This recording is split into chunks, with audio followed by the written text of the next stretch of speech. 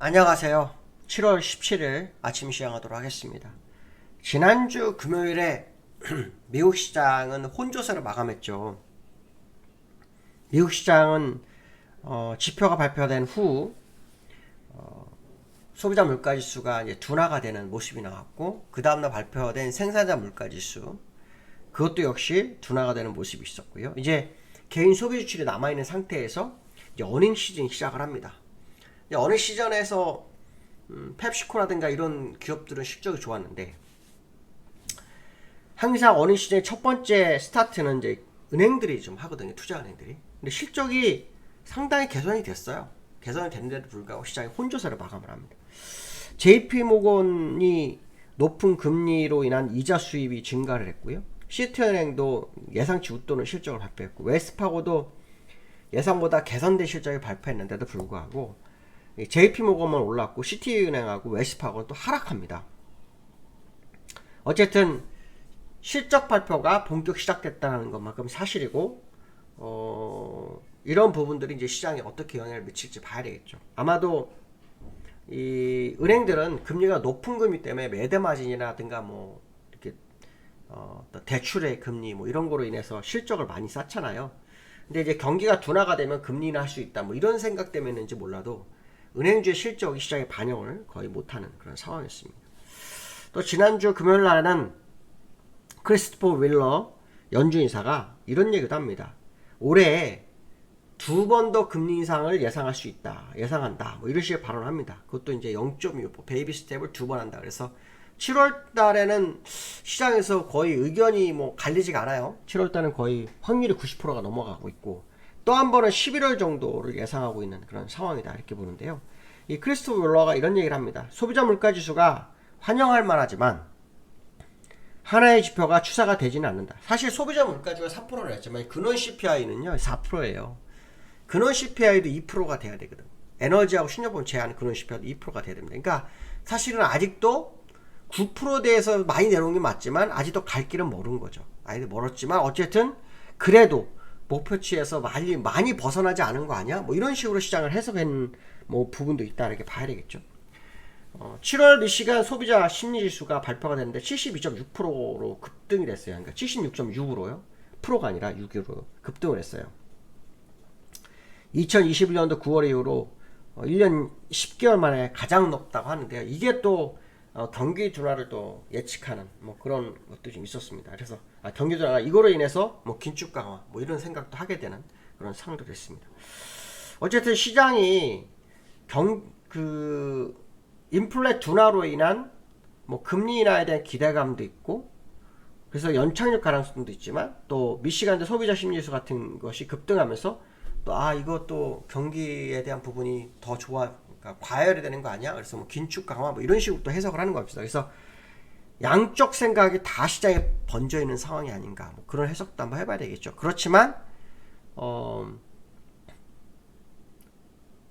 인플레이션이 둔화됨으로 인해서 일단 금리 인상이 멈출 수 있다, 뭐 이런 생각도 하는 것 같습니다. 그래서 연준뿐만 아니라 주변에서는 이제 올해 금리 인상을 한 번 정도로 하고 내년에는 금리 하나 하는 거 아니야? 뭐 이런 식의 어떤 생각도 있는 것 같습니다. 어쨌든 일단 지난번처럼 뭐 긴축이 강력해진다, 이거는 좀 아닌 상황이 됐고요.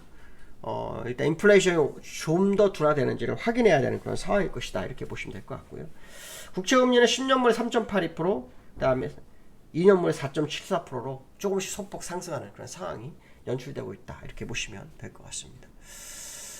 미국 시장은요 혼조세를 마감했다고 말씀드렸는데, 나스닥이 0.18% 하락을 했고요. 다우가 0.3% 상승을 했어요. 사실은 장중에는 거의 다 상승했던 걸로 기억하는데 마지막에 좀 밀린 것 같죠. 다우는 여기 고점이 얼마나 대단하길래 이렇게 버티고 있을까, 뭐 이런 해석도 할 수 있죠. 근데 지난주 금요일날 소폭 상승이지만 후행 스팬 추세선은 돌파가 일부 됐습니다. 물론 갔다가 내려오는 경우도 있지만 일단은 돌파가 됐습니다.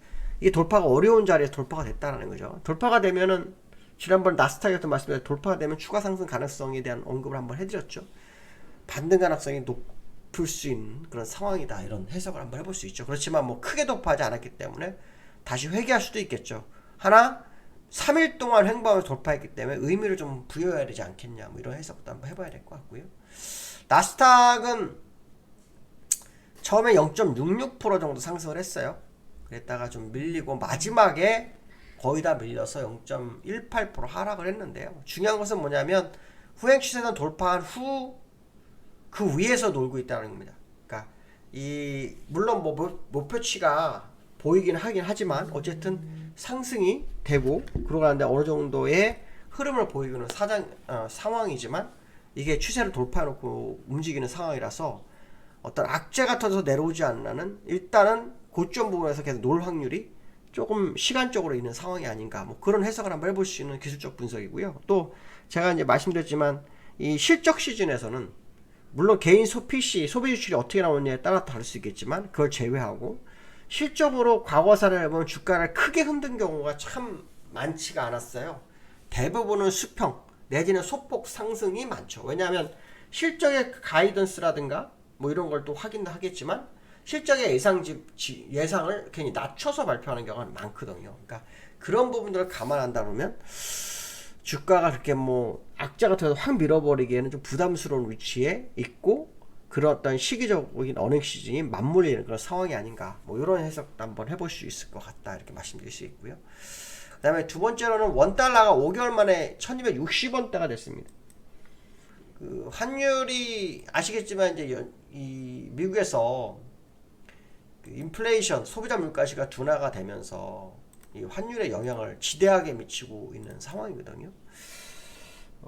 미 긴축 사이클이 종료되는 거 아니냐라는 기대감이 커지는 거죠. 왜냐하면 올해 2번 정도 얘기가 있지만 사실 그 2번도 확실치가 않은 거죠. 그렇죠? 한 번만 할 수도 있는 그런 느낌으로도 가고 있죠. 특히 연준에서 금리 인상 2번을 외쳤던 사람이 제임스 블라드죠. 세인트루스 연은 총리인데 그가 사임했죠. 사임하면서 이 매파를 끌고 갈 수 있는 힘이 약해져 버렸습니다. 약해져 버렸기 때문에 이게 비둘기파 1색이 돼버리면은 이게 금리 인상이 2번이 안 될 수도 있는 거거든요. 그런 부분 때문에 뭐 금리 인상 한 번을 올해 하고 내년부터 금리 인하하는 거 아니야, 이런 얘기를 하죠. 근데 사실 금리 인하는 경기 침체가 와야 해요.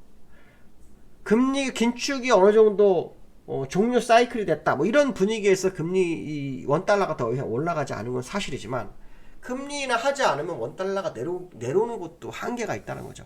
결국 금리 인하가 이루어질 거냐에 대한 부분이죠. 금리 인하가 이루어질 거냐 하려면 딱 봐야 될 게 뭐냐면 침체. 근데 아까 미시간 소비자 심리주 같은 경우는 또 오르잖아요. 그럼 이게 침체가 아니잖아요. 그러니까 경기가 연착륙하게 되면 금리 인하 할 수 있겠냐, 이런 이제 의문점이 생기는 거거든요. 금리 인상은 못해도 금리 인하는 못하지 않나, 이런 생각도 할 수 있기 때문에 제가 이제 왜 말씀드리냐면 환율이 막 떨어질 수 있는 가장 큰 계기는 미국의 금리 인하밖에 없거든요. 그거 외에는 방법이 없기 때문에 현재 상황으로는 이 환율이 1260원대에 내려왔지만 추가 하락한다는 보장은 없는 거죠. 조금 더 시장을 확인해야 될 것 같고요. 기술적으로는 1230원 정도가 보이긴 합니다. 제가 예전에 1330원, 1220원 뭐 요 주변 어디가 되게 중요하다는데 이번에도 그때까지 밀릴 수 있는 소지가 상당히 있는 그런 위치다. 근데 이 환율도 차트가 있잖아요. 차트에서 보면 개파락이 너무 많아요. 개파락이 5개 정도 나오거든요. 이렇게 많으면 결국은 메웁니다. 근데 무슨 이유에서 메울지는 모르겠지만 어쨌든 메운다라는 거. 그렇다면 지금 환율이 대세 하락으로 보다는 일시적 하락으로 보는 게 더 현명하지 않을까, 뭐 그런 해석도 해봐야 될 것 같고요. 코스피가 2600 안착 시도를 하고 있습니다. 지난주 금요일날 올라오면서 2628로 끝났죠. 시장 내부를 보면 개인은 2차전지에 몰려갔죠. 에코프로 같은 경우에는 뭐 100만원을 넘는다, 뭐 공매도가 뭐 파산 일보식자, 이런 뉴스가 나올 정도로 에코프로 2차전지 많이 몰려간 상태고요. 오히려 코스닥의 종목이고요. 2차전지가 거래소는 뭐 LG 에너지 솔루션, LG화 이런 종목들이 있잖아요. 그런 종목에 대해서는 이제 외국인들이 물량을 던졌어요. 그래서 개인은 받아가고 외인은 버린 상태가 됐고, 외인은 오히려 반도체나 실적주로 몰려가고 있는 그런 모습이거든요. 그래서 외인들의 어떤 모습을 봐야 될 것 같고, 2600을 안착시키기 위해서는 그 외인들의 움직임이 상당히 중요하다는 거죠. 특히 외인들이 수급적으로 보면 3일 연속으로 매수를 했죠. 4일 연속으로 매수를 했죠. 특히 지난주 금요일날 6천억이나 매수를 했어요. 그래서 의미가 굉장히 크다, 이렇게 해석을 해본다면 추가적으로 시장의 모습이 그게 약세로 흘러가기는 좀 어려울 수 있습니다. 조금 더 상승이 남아있는 그런 위치가 아니겠는가 이런 해석을 해봐야 될 것 같습니다. 오늘 여기까지 하겠습니다. 감사합니다.